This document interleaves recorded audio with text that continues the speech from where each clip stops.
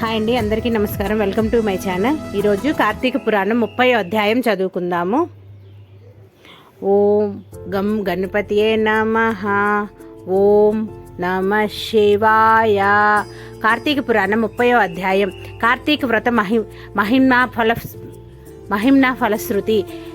నైమిషారణ్య ఆశ్రమంలో శౌనికాది మహామునులు కొందరకు సూత మహాముని తెలియజేసిన విష్ణు మహిమను, విష్ణు భక్తుల చరిత్రములను విని ఆనందించి వేయి నోళ్ల కొనిగాడిరి.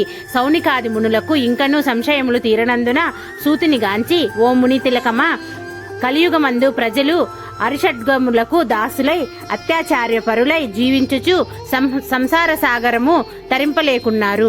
అటువంటి వారు సులభముగా ఆచరించు తరుణోపాయమేదైనా కలదా? ధర్మములన్నిటిలో మోక్ష సాధనకు ప్రకటించు ఉత్తమ ధర్మమేది? దేవతలందరిలోనూ ముక్తి నొసంగు ఉత్తమ దైవం ఎవరు? మానవుణ్ణి ఆవరించియున్న అజ్ఞానమును పుణ్యఫలమిచ్చు కార్యమేది? ప్రతి క్షణము మృత్యువు వెంటబడుచున్న మానవులకు సులభముగా మోక్షం పొందగల ఉపాయమేమి? హరినామ స్మరణ సర్వదా చేయనున్న మేము ఈ సంశయములతోనున్నాము కాన దీనిని వివరించి తెలియజేయమని కోరిరి. అంత సూతుడు ఆ ప్రశ్న ఆలకించి, ఓ మునులారా, మీకు కలిగిన సంశయములు తెలుసుకొనవలసినవి. కలియుగమందలి మానవులు మందబుద్ధులు, క్షణిక సుఖములతో నిండిన సంసార సాగరమును దాటుటకు మీరడిగిన ప్రశ్నలు మోక్ష సాధమును కాగలవు. కార్తీక వ్రతము శ్రీమన్నారాయణకు ప్రీతికరమైన వ్రతము. ఇది అన్ని వ్రతముల కంటే ఘనమైనదని శ్రీహరి వరించి ఉన్నాడు. ఆ వ్రత మహిమ వర్ణించుటకు నాకు శక్తి సాలదు.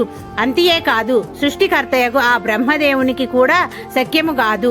అయినను సూక్ష్మముగా వివరించెదను. కార్తీక మాసమందు ఆచరించవలసిన పద్ధతులను చెప్పుచున్నాను, శ్రద్ధగా ఆలకింపుము. కార్తీక మాసమున సూర్య భగవానుడు తులారాశి అందున్నప్పుడు శ్రీహరి ప్రీతి కొరకు మనకు ముక్తి కలుగుటకు తప్పనిసరిగా నదీ స్నానము చేయవలేను. దేవాలయానికి వెళ్ళి హరిహరాదులను పూజింపవలేను. తనకున్న దానితో కొంచెమైనా దీపదానం చేయవలేను. ఈ నెల రోజులు విధవ వండిన పదార్థములు తినకూడదు. రాత్రులు విష్ణు ఆలయమున గాని శివాలయమున గాని ఆవు నేతితో దీపారాధన చేయవలేను. ప్రతిదినము సాయంకాలము పురాణ పఠనమును చేయవలేను. ఈ విధముగా చేసిన సకల పాపముల నుండి విముక్తులై సర్వ సౌఖ్యములు అనుభవింతుతురు. సూర్యుడు తులారాశి అందున్న నెల రోజులు ఈ విధముగా ఆచరించువారు జీవన్ముక్తులగుదురు. ఇట్లు ఆచరించుటకు శక్తి ఉండి కూడా ఆచరించక గాని, లేక ఆచరించు వారలను ఎగతాళి చేసిన గాని, వారికి ధన సహాయము చేయువారికి అడ్డుపడిన వారును మందు అనేక కష్టముల పాలు అగుటయే కాక, వారి జన్మాంతర మందు నరకములో యమకింకురుల చేత నానా హింసల పాలు కాగలరు. అంతయేగాక అట్టివారు 100 జన్మల వరకు చండాలాది హీన జన్మలెత్తుదురు. కార్తీక మాసములో కావేరీ నదిలో గాని, గంగా నదిలో గాని, అఖండ గౌతమీ నదిలో గాని స్నానమాచరించి ముందు చెప్పిన విధముగా నిష్ఠతో ఆచరించినను ఇహమందు సర్వసుఖములను అనుభవించటయే గాక జన్మాంతరమున వైకుంఠ వాసులగుదురు. సంవత్సరంలో వచ్చు అన్ని మాసముల కన్నా కార్తీక మాసము ఉత్తమోత్తమైనది, అధిక ఫలదాయకమైనది, హరిహరాదులకు ప్రీతికరమైనది. కనుక కార్తీక మాస వ్రతము వలన జన్మ జన్మల నుండి వారలుకున్న సకల పాపములు హరించి మరు జన్మలేక వైకుంఠముకు పొందగలరు. పుణ్యాత్ములకు మాత్రమే ఈ వ్రతం ఆచరించవలనని కోరిక పుట్టి దుష్టులకు, దుర్మార్గులకు, పాపాత్ములకు కార్తీక వ్రతమన్న అసహ్యము కలుగును. కాన ప్రతి మానవుడు ఈ పరమ సత్యమును గ్రహించి ఇటువంటి పుణ్యమును చేతులారా విడువక ఆచరించవలెను.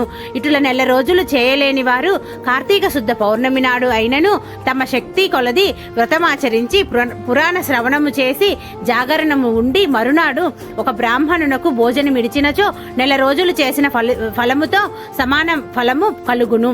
ఈ మాసములో ధనము, ధాన్యము, బంగారము, గృహము, కన్యాదానములు చేసినచో ఎప్పటికినీ తరగని పుణ్యము లభించును. ఈ నెల రోజులు ధనవంతుడైనను బీదవాడు అయినను మరెవ్వరైనను సరే శ్రీహరి నామస్మరణ చేయుచు, పురాణములు వింటూ, పుణ్యతీర్థములు సేవిస్తూ, దాన ధర్మములు చేయుచున్న ఎడల వారికి పుణ్యలోకం అబ్బును.